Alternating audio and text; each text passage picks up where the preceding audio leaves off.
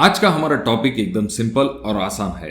आज के वीडियो में हम जानेंगे क्या होता है डीपीसी, इसके बारे में हम जानेंगे, उसके बाद में इसका क्या इस्तेमाल होता है और तो और इस वीडियो में हम ये करते समय आपको कौन कौन सी चीजों का ध्यान रखना चाहिए और वीडियो के एंड में कुछ प्रैक्टिकल टिप्स है जो कि आपको कहीं पर भी नहीं मिलेगी। तो इसी वजह से इस वीडियो को पूरा जरूर देखिए, आपको डीपीसी के बारे में दिल और दिमाग दोनों में कोई भी डाउट्स नहीं रहेंगे।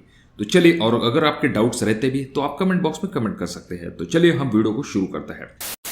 सबसे पहले अगर हम बात करते हैं डीपीसी, क्या होता है डीपीसी? डीपीसी यानी कि डैम प्रूफ कोर्स। अब अंग्रेजी में है, इसका मतलब कुछ अलग चीज नहीं है। अब इसे मैं आपको हिंदी में बताता हूं। अगर हिंदी में अगर हम इसका ट्रांसलेशन करेंगे तो इसे कहा जाता है नमी से बचने वाली परत। क्या बात है? तो इससे आपको डायरेक्टली आइडिया आ गया होगा कि ये क्या चीज है।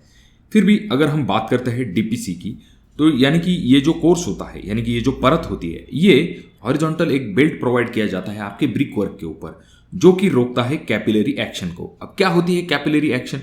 कैपिलरी एक्शन यानी कि जो ईंटें होती है वो नीचे से नमी जो है उन्हें अपने अंदर खींच लेती है, अपने अंदर सोख लेती है और उसे ऊपर की ईंटों की तरफ ढकेल देती है। यही चीज बरकरार रहती है और आपकी प्लिंथ के लेवल के ऊपर भी आपको सीलन की समस्या जो है वो दिखाई देने लगती है। खास करके ये चीज आपने देखी होगी जिन घरों में सीलन की समस्या होती है, एक तो वहां पर डीपीसी प्रोवाइड नहीं की जाती है या फिर उनकी डीपीसी जो है वो प्रॉपर तरीके से फंक्शन नहीं करती। तो ये सबसे मुख्य कारण में से एक होता है आपके घर में सीलन उत्पन्न होने का।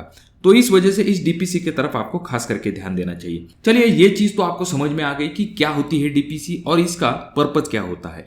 अब बात करते हैं अगले पॉइंट की कि इसे करते समय आपको कौन कौन सी चीजें करनी चाहिए। सबसे पहली चीज, ये जो डीपीसी होती है, जैसे कि आप इस कंक्रीट बेल्ट को देख रहे हो, इसे आपको 4 इंच तक लेना है। और जब भी आप इसका कंक्रीट करते हैं, वैसे तो इसका कंक्रीट रेकमेंड किया जाता है बहुत सी जगह पर M20 ग्रेड से कम, परंतु मैं आपसे ये चीज जरूर कहूंगा कि ये जो डीपीसी है ये आप कम से कम M20 ग्रेड की करें, जिसका की प्रोपोर्शन होता है 1:1.5:3, क्योंकि इसकी स्ट्रेंथ भी अच्छी खासी होती है, तो आगे चल के ये जल्दी खराब नहीं होती है।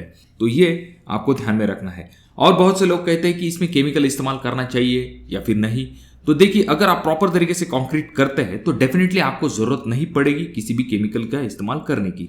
बशर्ते आपको ये चीज जरूर ध्यान में रखनी है कि आपको आपकी जो कंक्रीट की क्वालिटी होती है उसे आपको अच्छे से मेंटेन रखना चाहिए। 2 चीजें तो आपको समझ में आ गई कि जो डीपीसी होती है उसका इस्तेमाल क्यों किया जाता है, उसे किस तरह से किया जाता है। अब बात करते हैं ऐसी प्रैक्टिकल चीज की कि इसकी लेवल कौन सी होनी चाहिए।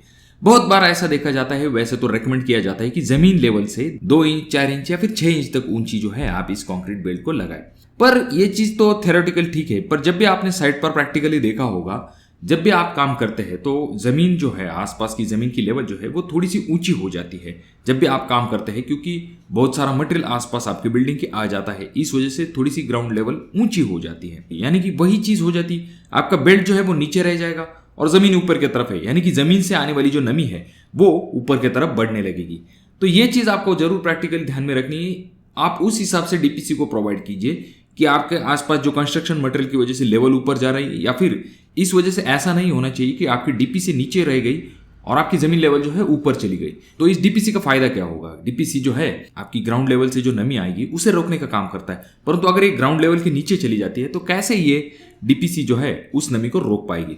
तो ये चीज आपको जरूर ध्यान में रखनी है कि जो डीपीसी लेवल होगी उसे आपको जमीन लेवल से इस हिसाब से ऊंचा रखना है कि आगे चल के थोड़ी सी जमीन लेवल ऊंची भी हो जाती है, ऐसे वक्त में नमी जो है उसे रोकने का काम आपकी डीपीसी करे। और बहुत सारे लोगों को यह लगता है कि आउटर में जो है डीपीसी लगवा लिया और उनका काम जो है खत्म हो गया। ऐसा बिल्कुल भी नहीं है। अंदरूनी जो आपकी वॉल्स होती है उनके लिए भी आपको डीपीसी देना अनिवार्य होता है। अब इसका रीजन यह होता है, जो आपने फिलिंग मटेरियल भरा होता है, कुछ जगह पर मिट्टी भरी जाती है, कुछ जगह पर थोड़ा सा हार्ड मटेरियल भरा जाता है, परंतु जब भी बरसात का सीजन बहुत ज्यादा बढ़ जाता है तो इस फिलिंग मटेरियल से भी नमी जो है वो ऊपर की तरफ आना शुरू हो जाती है। और अगर वहां पर डीपीसी नहीं है, ऐसे वक्त में वो नमी जो है ईंटें अपने अंदर खींच लेंगी और ऊपर की तरफ ढकेल देंगी, जिनकी वजह से आपका पेंट और प्लास्टर ऐसी चीजें खराब हो जाती है और आपको सरदर्द अलग से होता है। तो इन चीजों से अगर आप बचना चाहते हो तो डेफिनेटली जो डीपीसी है आपकी वो इंटरनल वॉल्स को भी प्रोवाइड कीजिए। अब जो लोड बेरिंग स्ट्रक्चर है उनमें जो है डीपीसी में सरिये का भी प्रावधान किया जाता था। अब जैसा कि आप अगले इमेज में देख रहे हो, यहाँ पर जो है बीम जो है ग्राउंड लेवल पे लिया गया है, जो कि पहली लेयर होती है जो कि आपकी जमीन से आने वाली नमी को ऊपर आने से रोकने का काम करती है। अब आगे चल के ये जो बीम है जमीन लेवल जब ऊपर चली जाएगी तो ये जमीन लेवल से थोड़ा सा नीचे चला जाएगा। अब अगर ये बीम नीचे चला गया तो कैसे इस सीलन से बचा जा सकता है? तो यहाँ पर जैसे कि आप इस लेयर को देख रहे हैं, ये लेयर जो है जमीन से आने वाली नमी को रोकने का काम करेगा। तो ये एक बहुत ही ज्यादा इंपॉर्टेंट पॉइंट आ जाता है। तो दोस्तों ये एक मुख्य कारण होता है, ये एक प्रैक्टिकल चीज है जिसको कि आपको जरूर ध्यान में रखना चाहिए जब भी आप डीपीसी को करते हैं ऐसे समय में।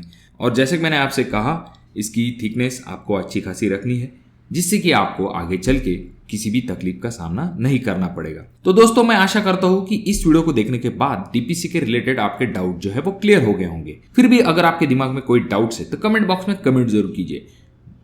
और ये वीडियो आपको अच्छा लगा हो तो इसे लाइक जरूर कीजिए। और अभी तक आपने चैनल को सब्सक्राइब नहीं किया दोस्तों तो कैसे चलेगा, चैनल को जरूर सब्सक्राइब कर दीजिए। तो मैं मिलूंगा आपको अगले वीडियो में, तब तक के लिए धन्यवाद।